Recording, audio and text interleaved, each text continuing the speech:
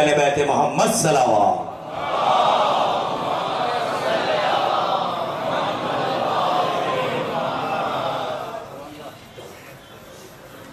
بسم اللہ الرحمن الرحیم. تمام تعریفیں اللہ کے لیے. درود اور سلام محمد آل محمد.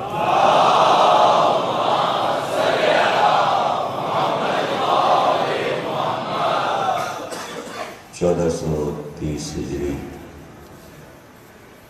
خمسہ مجالس انجمن ظفر الایمان کی جانب سے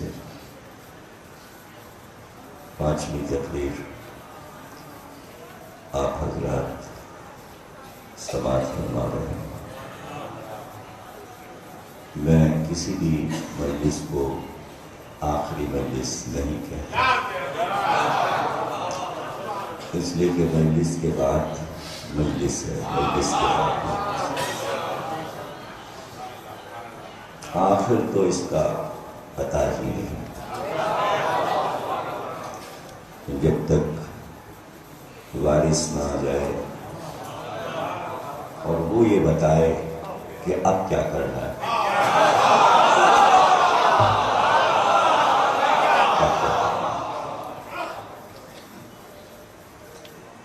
کہتے ہیں کہ جنت میں غم نہیں ہے، وہاں کسی کو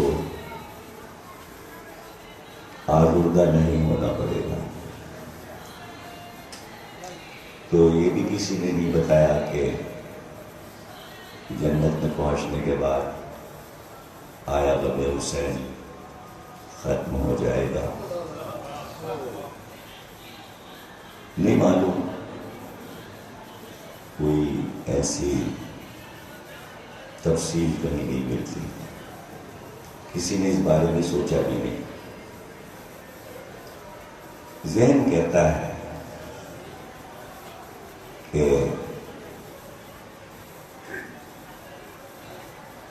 یہاں انہیں بن دیکھے روتے رہے.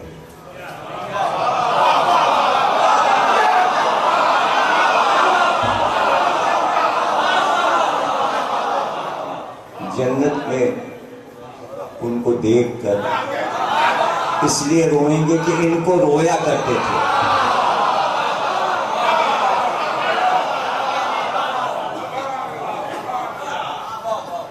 ایسی تو نہیں یہ غداری کہ ختم ہو جائے. اگر ختم ہونے والی ہوتی تو وہ اسے شروع ہی نہ کرتی.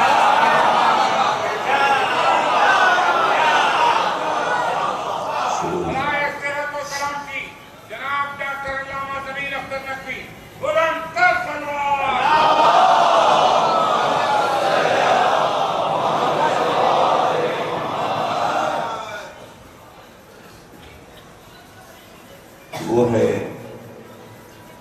عذاب کہ جسے ہر نبی نے منایا اور ہر امام نے. یہ ہے غم حسین. نہیں ہے کم غم حسن کسی طرح بھی غم حسین سے. دونوں بھائی فضیلتوں میں، آیتوں میں، رتبوں میں صرف یہ فرق ہے اتنا کہ حسن حسین کے بھی امام تھے.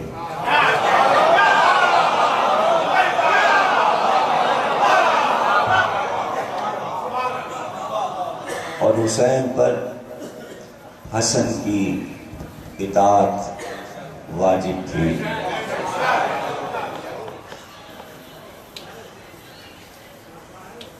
عاشور کا دن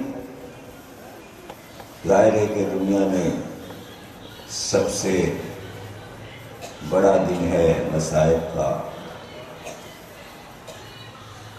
اور جو غم ملے ہیں حسین کے دل کو، لیکن 10 سال تک خون جگر پینا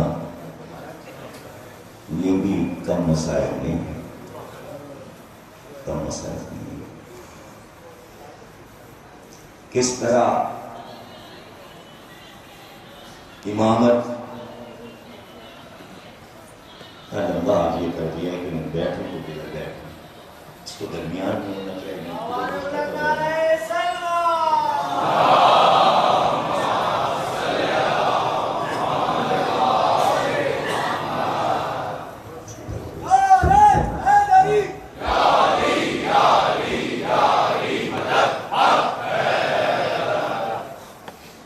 کیا کیا نزاکتیں ہوتی ہیں خطابت میں، کیا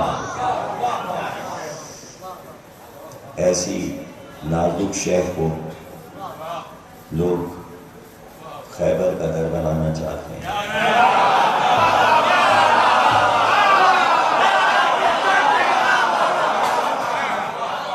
چلیے مولا کا نام لے کے یہ خیبر کا در بھی اٹھا ہی لیجیے، اٹھا لیجیے، یہ بھی وزن کام آئے گا آپ کے، اور اس سے آپ کی شجاعت ظاہر ہوگی کہ واقعی آپ مولا علی کے ماننے والے ہیں۔ دیکھیے امام کے لیے بڑی مشکل تھی منزل، مولا علی سے بھی زیادہ سخت منزل تھی۔ اپنے کو بچانا بھی تھا، زندہ بھی رکھنا تھا، اور یہ جملے میں اکثر کہتا رہا ہوں، بڑے کارآمد جملے ہوا کرتے ہیں یہ، بس یہ ہے کہ یاد نہیں رہتے آپ کو، آگے بیان نہیں کرتے آپ۔ اس کا بڑا افسوس ہے مجھے اور رہے گا مرتے دم تک کہ آپ نے ہماری بات کو آگے نہیں بڑھایا، اس کا شکوہ رہے گا ہمیں۔ اور پروپیگنڈا کرنے والوں کا پروپیگنڈا بڑھتا جاتا ہے، بڑھتا جاتا ہے، بڑھتا جاتا ہے۔ اس معاملے میں آپ مقابلہ نہیں کر پا رہے، اس کا مجھے افسوس ہے۔ جملہ میں نے یہ کہا تھا کہ ہر امام کے لیے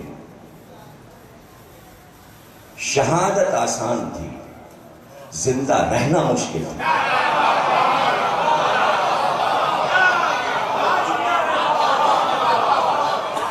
تو مشکل ترین کام تھا کہ اپنے کو زندہ رکھا جائے، اور مولا علی نے شہادت ہر وقت ہاتھ جوڑے ہوئے علی کے سامنے کھڑی تھی، اور علی اسے گلے لگانے کو تیار تھے۔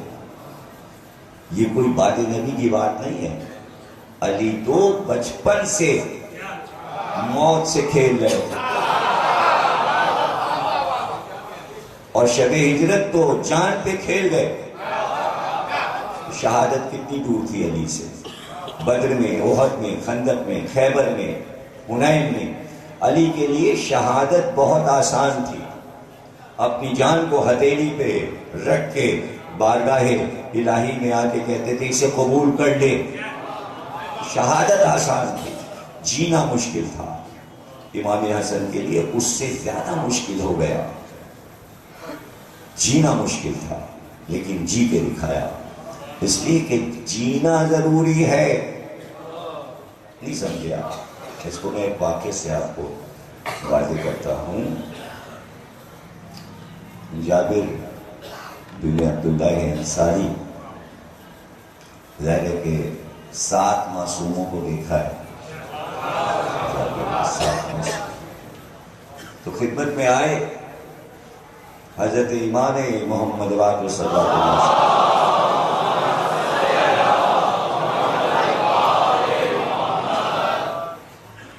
تو امام نے پوچھا کہ ایمان کو اب کس منزل پر پاتے ہو؟ تم تو بزم نبی میں بیٹھے، بزم علی میں بیٹھے، بزم حسن میں بیٹھے، بزم حسین میں بیٹھے، بزم امام زین العابدین میں بیٹھے، تو یہ بتاؤ آپ ایمان کس منزل پر ہے؟ کہاں پاتے ہو اپنے ایمان کو؟ تو کہا آپ تو مولا بس یہ عالم ہے کہ میں موت کو ترجیح دیتا ہوں زندگی پر، میں بیماری کو ترجیح دیتا ہوں صحت پر، میں غریبی کو ترجیح دیتا ہوں امیری پہ۔ یہ کہہ کے چپ ہو گئے تو کہا مولا اب آپ کچھ فرمائیے، آپ کی نظر میں یہی بات کیسی ہے؟ کہاں سنو جابر، ہم موت ہو یا زندگی خود کچھ نہیں پسند کرتے، جو ہمارا رب چاہتا ہے ہم وہ پسند کرتے ہیں۔ اگر ہمارا رب موت ہمارے لیے پسند کرے تو ہمیں موت پسند ہے، وہ ہمارے لیے زندگی پسند کرے تو ہمیں زندگی پسند ہے، وہ ہمارے لیے امیری پسند کرے تو ہمیں امیری پسند ہے، وہ ہمارے لیے غربت پسند کرے تو غربت ہمیں پسند ہے، وہ ہمارے لیے بیماری پسند کرے تو بیماری پسند ہے، وہ صحت مندی پسند کرے تو صحت مندی پسند۔ یہ بتاؤ جابر کہ اس میں میں کہاں سے آ گئی؟ یہ ہے امام اور امت میں فرق۔ امت ہر شے کو اپنا سمجھتی ہے، امام اپنی ہر شے کو رب کے لیے سمجھتا ہے۔ یہ ہے فرق۔ میں نہیں، جو تیری مرضی۔ تو وہ کیا کہہ رہا تھا جو میں نے کہا آپ نہیں سمجھے؟ جو اس طرف مڑا وہ کیا بات تھی؟ زندگی حسن کے لیے جینا مشکل ہے، تو وہ جملہ کہنے کے لیے ادھر آیا تھا کہ چونکہ ان کے رب نے یہ حکم کر دیا ہے کہ حسن جینا ہے تو اب جی کے دکھانا ہے، جی کے دکھانا ہے۔ ابھی موت نہیں، مشکل منزل ہے۔ تو نے پسند کیا ہے کہ میں زندہ رہوں تو اب میں جی کے دکھاؤں۔ وقت ہوتا تو پھر سمجھاتا کہ اللہ کی مرضی ہو جائے تو پھر وہی ہو جاتا ہے، ایسا نہیں ہے۔ اس کی لاکھ مرضی ہو، اس کی لاکھ مرضی ہو، پھر بھی کام نہیں ہوتا تو نہیں ہوتا، اور لاکھوں گنوا دوں، لاکھوں گنوا دوں۔ اس نے چاہا کہ آدم کو سجدہ ہو، کام پورا نہیں ہوا۔ اس نے چاہا کہ غدیر میں اعلان ہو کہ علی پہلے خلیفہ ہیں، کام نہیں ہوا۔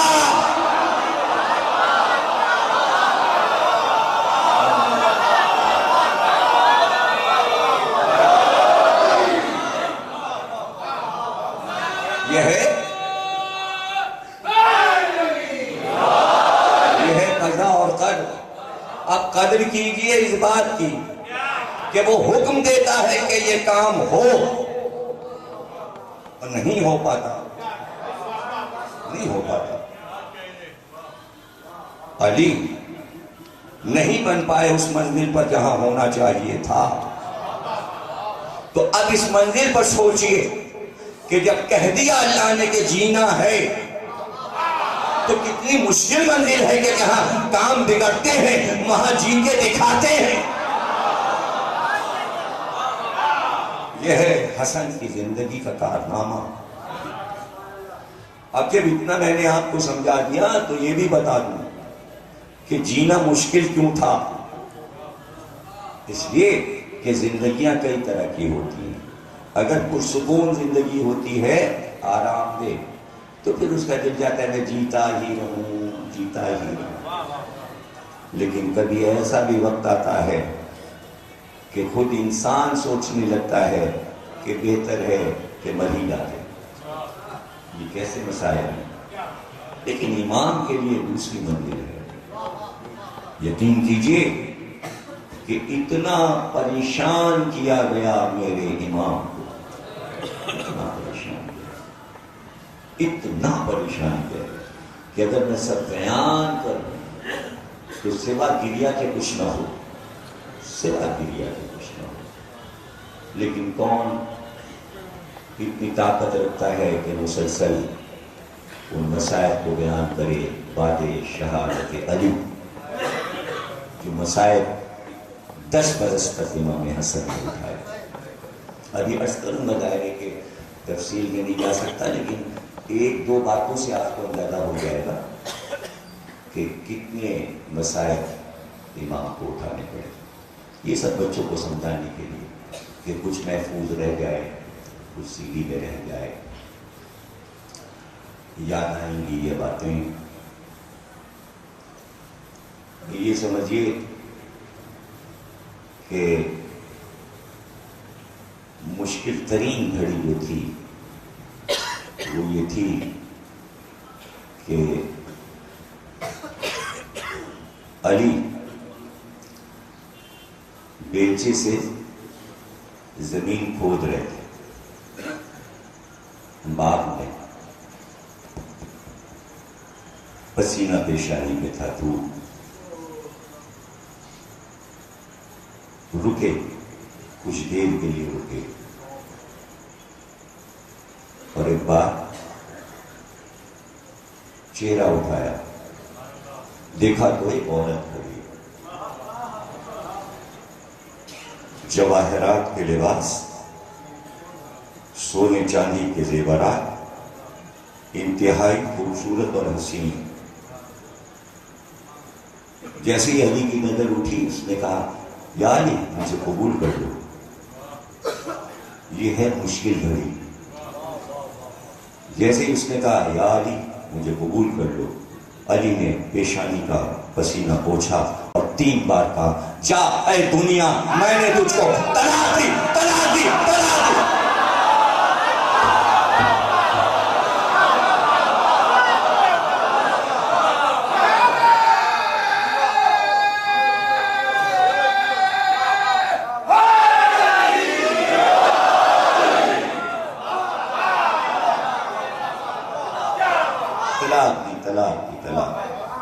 لہجو بلاغہ پڑھ لیجئے، 3 بار علی نے دنیا کو طلاق دی۔ دنیا مجسم آئی علی کے سامنے، اصل آئی علی کے سامنے۔ بعد میں علی نے کہا جا میں نے تجھے طلاق دی، طلاق دی، طلاق دی، رجوع نہیں ہو سکتا۔ وہ یہی تو کہہ رہی تھی، یہی تو کہہ رہی تھی، اس کے منہ سے کلمہ نکلتے ہی علی نے کہہ دیا کہ طلاق، طلاق، طلاق۔ چونکہ اس کے منہ سے نکل گیا تھا کہ رجوع کر لو، اس رجوع کے لفظ پر 3 بار طلاق دی ہے۔ یہ ہے علی کی احتیاط، یہ ہے علی کی احتیاط۔ یعنی آپ کی سمجھ میں آج کی مجلس آئے گی یا نہیں جانتا، بس ایک تھوڑا سا سہارا رہتا ہے، شاید سمجھ میں آ جائے کہ تقریر سنی ہے۔ اسی آسرے پہ ہر بار ایک نئی تقریر ہو ہی جاتی ہے۔ حالانکہ اس سے پہلے بھی اس موضوع پر کبھی تقریر کر چکا ہوں، یاد آ رہا ہے کیا کیا تھا وہ یاد نہیں، تو کسی کو پتہ ہی نہیں چلا کہ علی نے کیا کلمے کہے تھے دنیا کے لیے۔ اے دنیا جا میں نے تجھے 3 بار طلاق دی۔ اور ایک بڑا اچھا خوبصورت آپ کا قول نہج البلاغہ میں جو مجھے بہت اچھا لگتا ہے، اور وہ یہ ہے جا اپنے غرور سے دنیا کسی اور کو ڈرا۔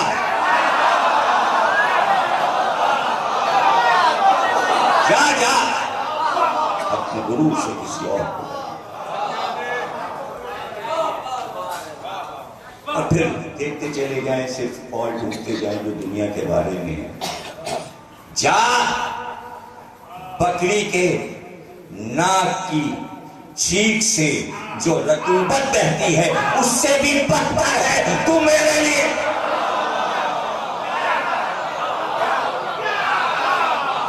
جا اس سے بھی زیادہ اہم اور سنا دوں دنیا کے لیے. جا میرے لیے تو ایسی ہے کہ جیسے ایک کوڑھی کے ہاتھ میں سور کی ہڈی ہو اور وہ اسے چاٹ رہا ہو. جا جا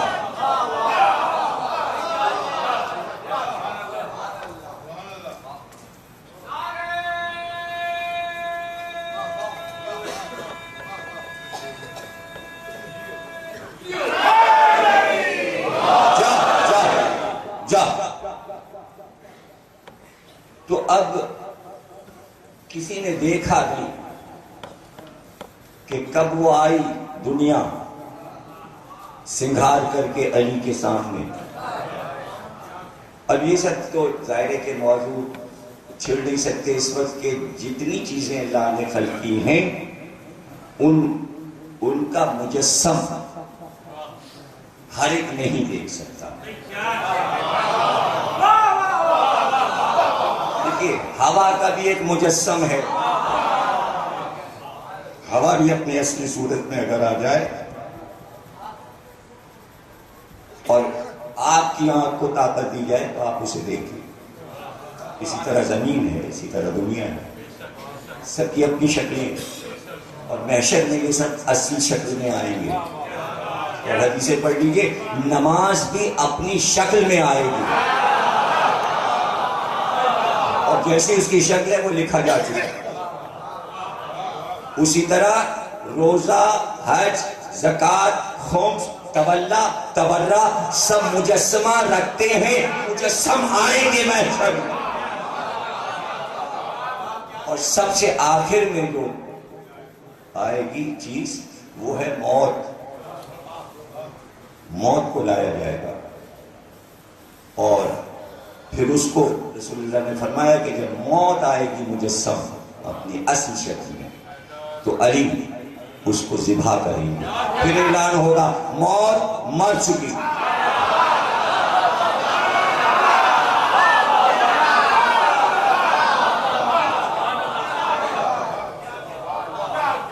تو اب پریشان نہ ہوئیے گا کہ دنیا کیسے آئی. دیکھیے کوئی چیز میں اپنے دل سے نہیں پڑھتا. یہ منبر صادقین کا منبر ہے, سچوں کا منبر ہے.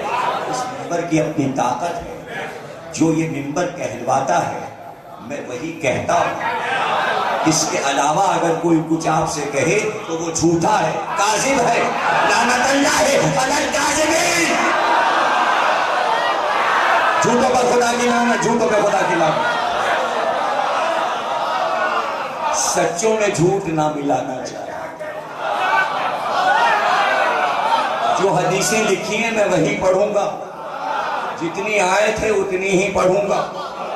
میرے پاس اتنا علم بھی نہیں کہ میں ابو ہریرہ کو ہونے کے نقلی بنا سکوں. ارے میں سید ہوں, سید ابو ہریرہ نہیں ہوں. میں اولاد رسول ہوں. میں جھوٹ نہیں بول سکتا اس لیے کہ سامنا ان کا کرنا ہے. ہاں امام زندہ نہ ہوتا تو بکواس ہوتی. جن کو یقین نہیں ہے کہ امام زندہ ہے وہ جھوٹ بولے جا رہے, بولے جا رہے.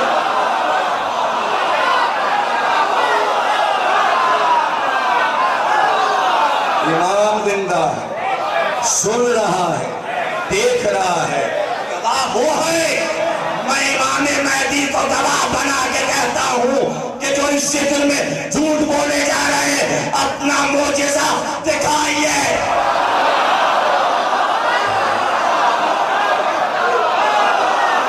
اب دیکھ لینا.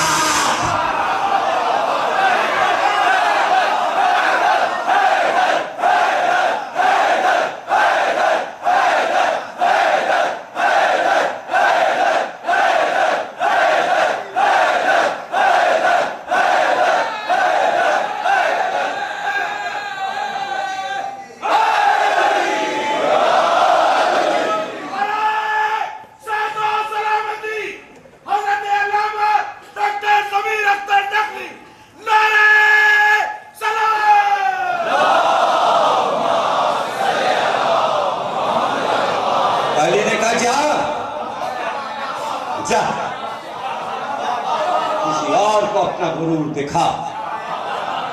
تو کسی نے دیکھا تو تھا نہیں, اس کی آمد نہیں دیکھی, طلاق دیتے نہیں دیکھا, اب جاتی کہاں؟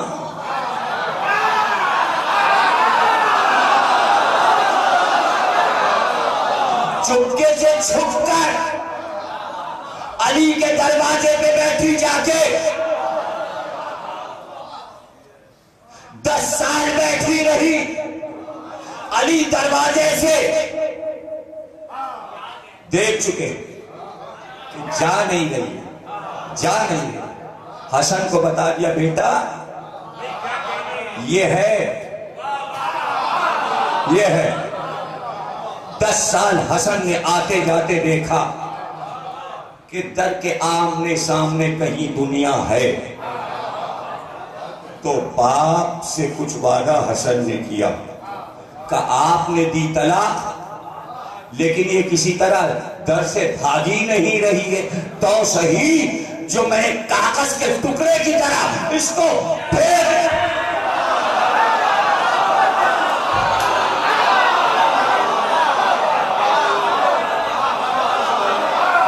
مسئلہ تھا عصمت ذرا کے آس پاس بھی دنیا نظر نہ آئے.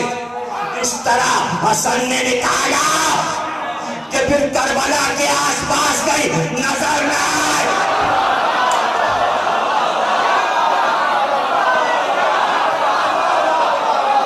اب جملہ سن لو, راستے پر کہتے جاتے تھے جسے دنیا چاہیے وہ معاویہ یزید کے پاس جائے, جسے گلا کٹانا ہو وہ حسین کے ساتھ آئے. نکال لیا آل محمد نے دنیا کو, نکال اعلان کے ساتھ, جا تیرا گزر بسر یہاں نہیں. تو جہاں جہاں دنیا کی چاشنی موجود تھی وہاں وہاں رسول نے احتیاط برتی, یا علی تم طلاق دے دینا.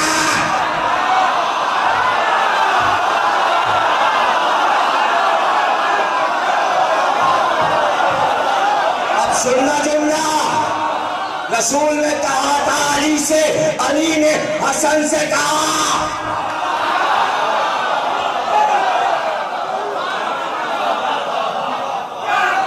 علی نے حسن سے کہا چونکہ یہ کام حسن کے ہاتھ سے ہوا تھا,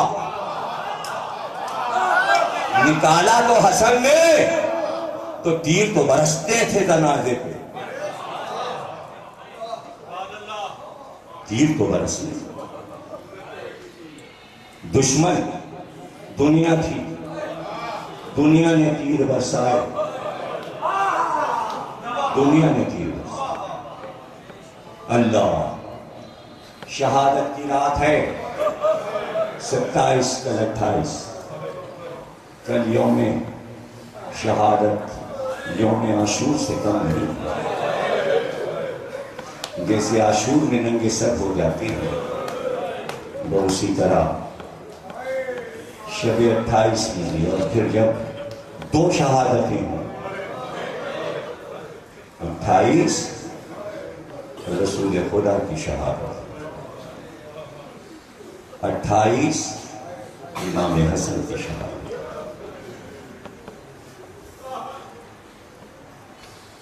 اللہ اکبر. کل ذکر تھا زہر ابن آسال یہودی نے بنایا, زہر اس سے خریدا گیا, زہر اس سے خرید لیا. وہی زہر شام سے چلا, جودہ بنت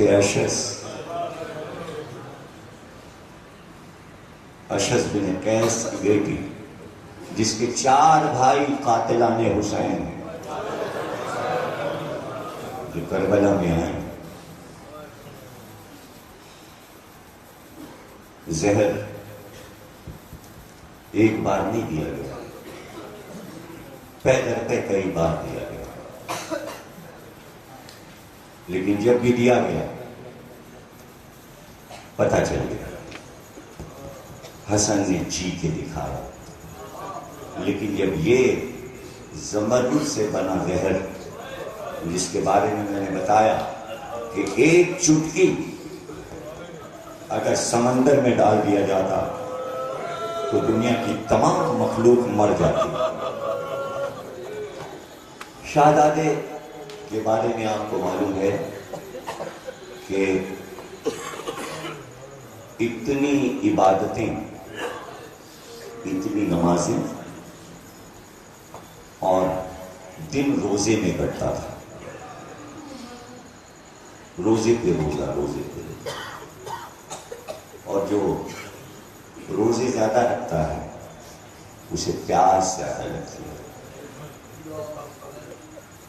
تو امام کے پینے کا پانی سرائی اس کی نگرانی ہوتی تھی، جو سرہانے پانی رکھا جاتا تھا اس کی نگرانی ہوتی تھی، اور اس میں ہی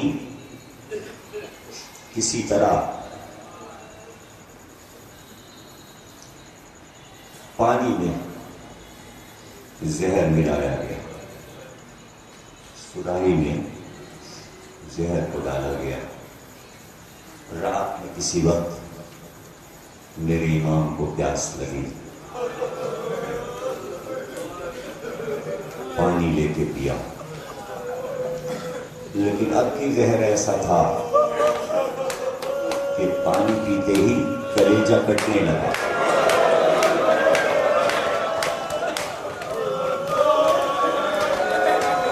عجیب زہر تھا، ایسا زہر کہ دیکھتے ہی دیکھتے پورا جسم سبز ہو گیا، پورا جسم سبز ہو گیا۔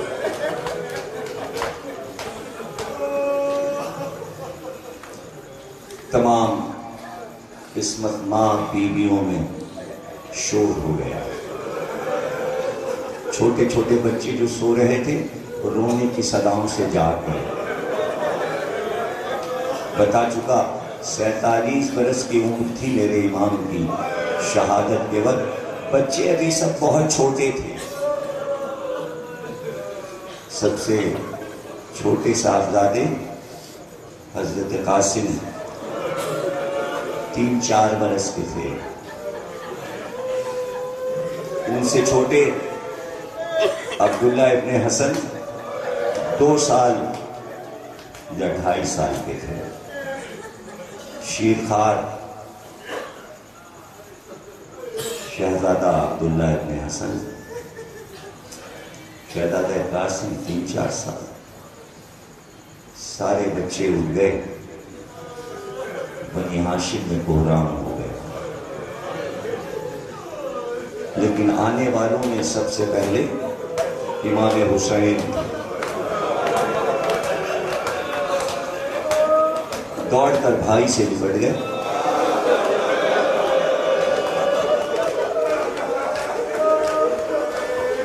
یہ کیا ہوا بھیا، یہ کیا ہوا؟ کہا صبر کرو حسین، صبر کرو،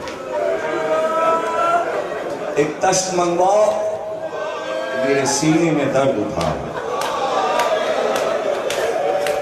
ایک تشت لایا گیا، حسن جھکے، ایک لہو کی دھار دہن سے باہر آئی، اس کے ساتھ جگر کٹ کٹ کے گرنے لگا۔ کہتے 72 ٹکڑے لگن میں جمع ہو گئے۔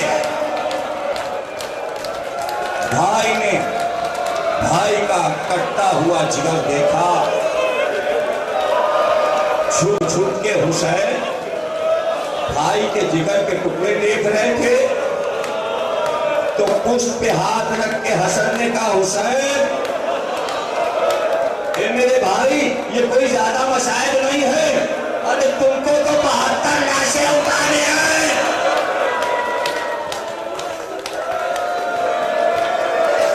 تمہیں تو لاشیں تلاشیں۔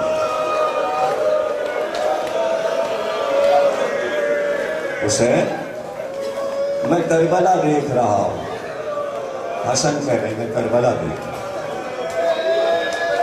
امام حسن کی وصیتیں اسی عالم میں، بچوں کو بلانا، بچوں کو گلے سے لگانا، ام فروا کو وصیت کرنا، قاسم کو پیار کرنا، بازو پہ تعویذ باندھنا۔ اسی عالم میں حسن سب کام انجام دے رہے ہیں، ایسے میں ایک شور ہوا اور کنیزوں نے آواز دی، شہزادی زینب بھائی کو دیکھنے آ گئی۔ جیسے ہی حسین نے سنا کہ بہن زینب آ رہی ہے، پکار کے کہا یہ دست ہٹاؤ، جلدی یہ دست ہٹاؤ، زینب کی نظر نہ پڑ جائے۔ جیسے حسین کا ماتم شب عاشور کرتے ہو، ایسے ہی ماتم ہو حسن مصطفیٰ کا۔ جب تابوت آئے تو ویسے ہی ماتم کرنا، ویسے ہی نبی کے نواسے کا ماتم، زہرا کی گود کے پالے کا ماتم، علی کے نور نظر کا ماتم، قاسم کے بابا کا ماتم،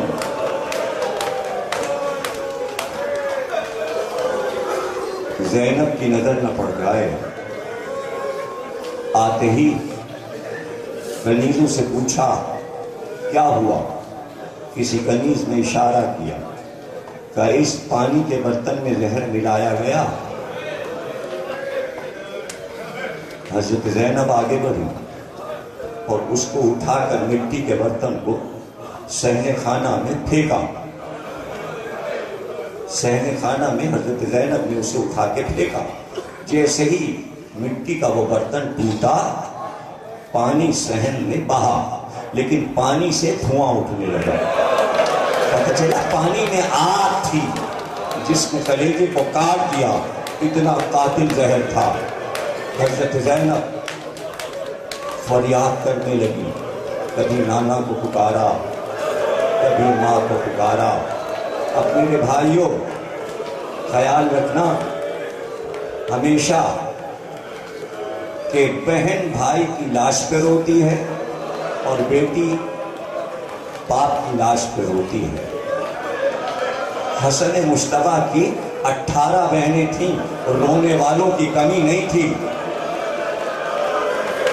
اب ذرا تم سوچو کہ حضرت زینب کے ساتھ تمام بہنوں نے کھڑے ہو کے جب حسن کا ماتم کیا ہوگا تو اس گھر سے کتنا شور اٹھا ہوگا، پتا چلا ہوگا جنازے کیسے اٹھتے ہیں، بھرے گھر کے جنازے کیسے اٹھتے ہیں، بھرے گھر کے جنازے کیسے اٹھتے۔ ہاں کہتے ہیں ایسا جنازہ مدینے میں کسی کا اٹھا نہیں، ایسا جنازہ کسی کا نہیں اٹھا۔ اتنا مجمع تھا حسن کے جنازے میں کہ کبھی مدینے میں ایسا مجمع نہیں ہوا تھا جیسا امام حسن کے جنازے میں ہوا۔ لیکن اس سے زیادہ گریہ گھر میں تھا، اس لیے کہ جب جنازہ نکل رہا تھا اور تابوت کو اٹھائے ہوئے عباس علمدار، محمد حنفیہ، حسین، حضرت مسلم جب بھائی کا جنازہ لے کے باہر چلے تو 18 بہنوں نے بال کھول کر بھائی کو الوداع کہا۔ بڑا ماتم ہوا، بڑا ماتم ہوا۔ بہنوں نے الوداع کہا، بہنیں سمجھی کہ جنازہ گیا، بہنیں سمجھی کہ گھر سے جنازہ گیا، لیکن یہ دنیا کا واحد جنازہ ہے۔ ایک بار پھر گھر کی طرف پلٹا، اس لیے کہ نبی کے روضے کی طرف جب جنازہ چلا تو کمانیں کڑکی اور تیروں کی بارش شروع ہو گئی۔